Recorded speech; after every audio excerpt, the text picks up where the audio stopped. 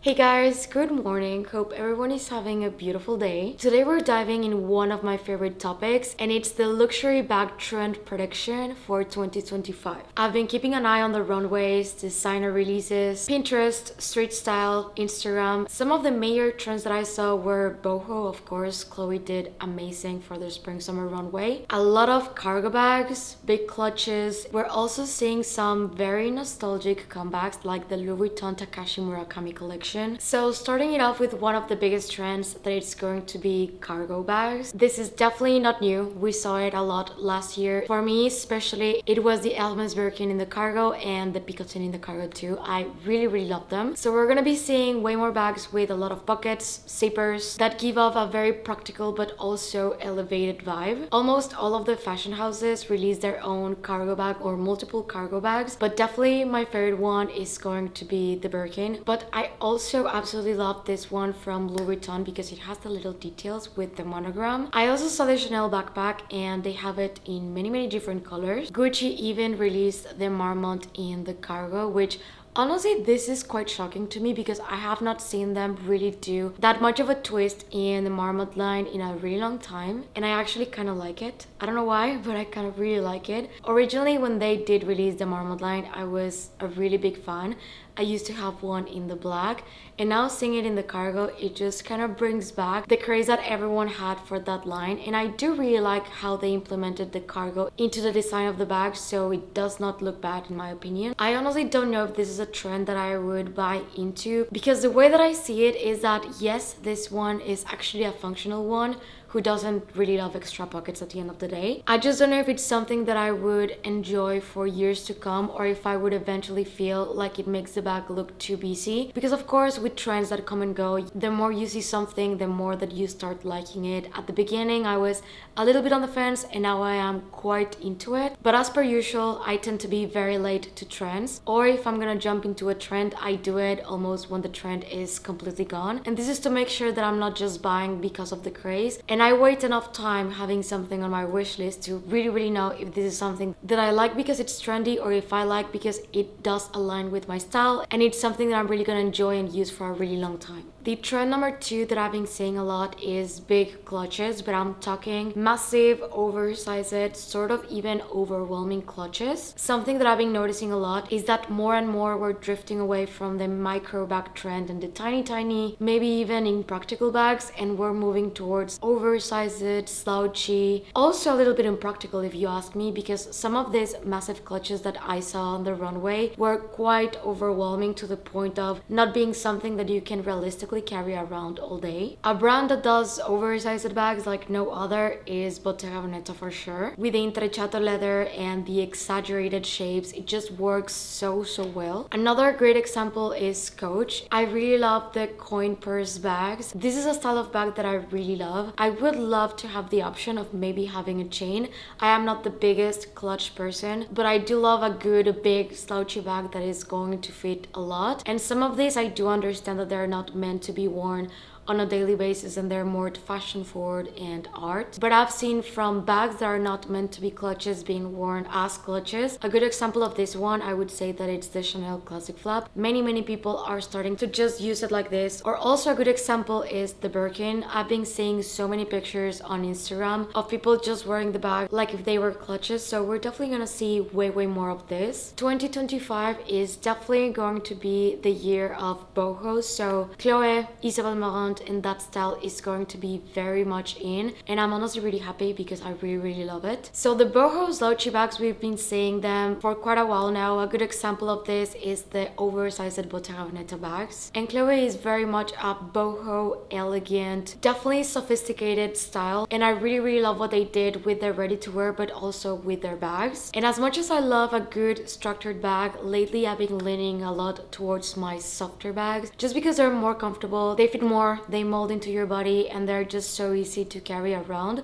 especially when it comes to the bigger bags. When the bag is on the smaller side, I do really love a good structured bag, but totes and shoulder bags, I just really love them. Coach has also some great bags that I really loved. Coach has been killing it lately in my opinion, and there's definitely going to be a lot of options out there, from smooth leather to suede. I saw so much suede. Also, the bowling bag is making quite a big comeback in 2025. Structured bags inspired by the vintage bowling ball carriers. They are boxy bags with roundy edges and a top handle. They're really roomy. I think the biggest one is definitely going to be Miu Miu with the Arcadi East-West bag. I've been seeing it so much. Every time that I go into Pinterest, I think this is the bag that I can see probably the most, and I'm starting to really love it. Always with a ton of bag charms. It's a beautiful bag. I don't think that it's something that I would personally invest on, but I can definitely appreciate the bag. Prada, and they're absolutely beautiful with the smooth shiny leather, and they also can be a little bit more dressy rather than the Miu Miu that I feel like it's very casual. We also have Dior, Ferragamo. There's so many brands that have released their bowling bags, and I think this is not really that much of a trend. It's a very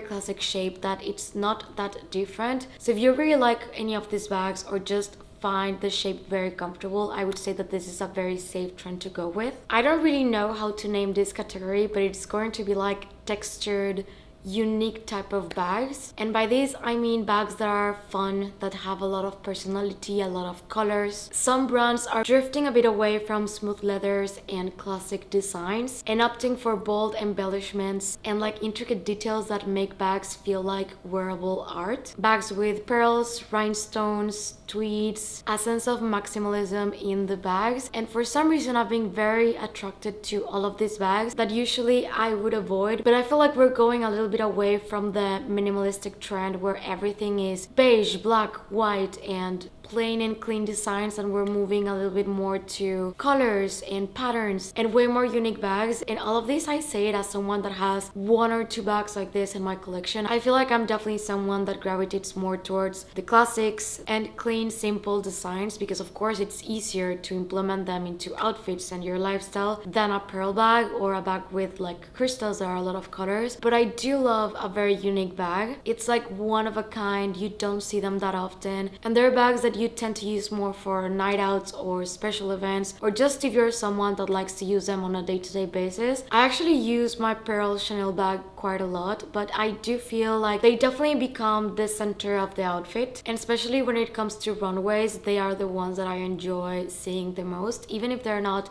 that practical on a day-to-day. So suede started to become a massive trend last year at the beginning of fall, which was not shocking at all, because every single fall suede is just it's the thing. However, for 2025, even for spring and summer, I saw so many suede bags. I even saw suede clothing like shorts, jeans, jackets, and suedes in pastels.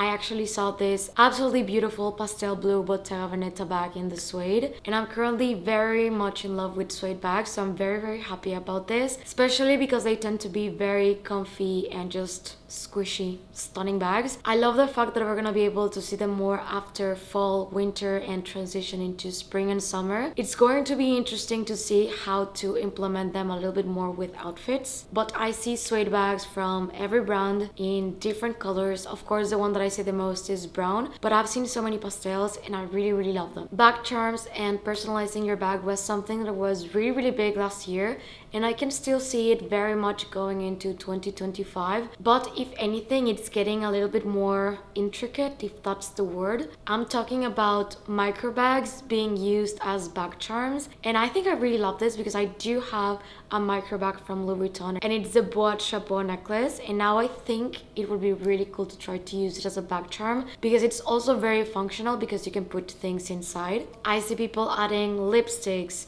sunglass cases, and so many things into their bags that surprisingly I'm very much into it. I was a really big fan in 2017 with the Fendi Monster charms, and I was a bit sad to see them go, and now we're having again a lot of fun personalizing our bags and adding things. I'm slowly diving into it and just adding fun things to my bags. And again, my favorite brand doing this is gonna be Fendi. I saw mini bags, mini jars, and they're definitely on the pricey side, so I'm gonna love them from afar, but I do really like them. East-West bags are not gonna go anywhere. If anything, I keep seeing them more and more brands are implementing the style into the classics of their houses, and honestly I think this is a very cool way to implement classics that have a little bit of a twist into your wardrobe if you don't want to go for the classic Birkin or the classic push-up Matisse or the classic Lady Dior. They are stunning bags that are clearly not going anywhere this year. I do like my full-size bags, to be completely honest, but I do love many of these bags for sure.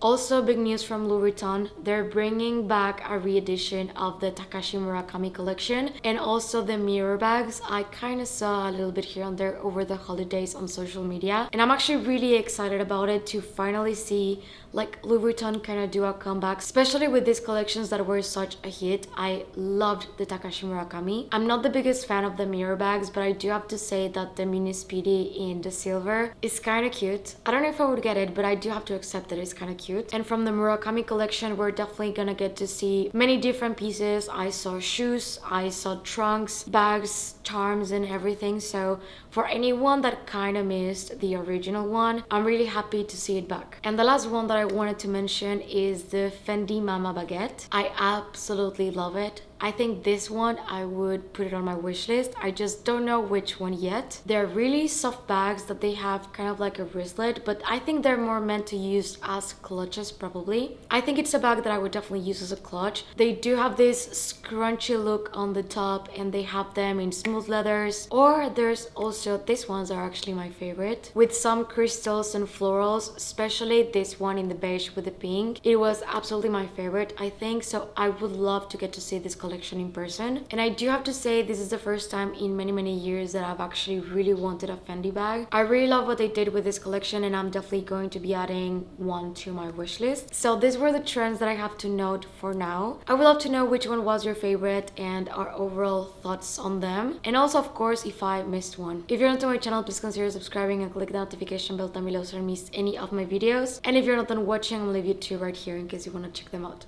Thank you and see you on the next one. Bye!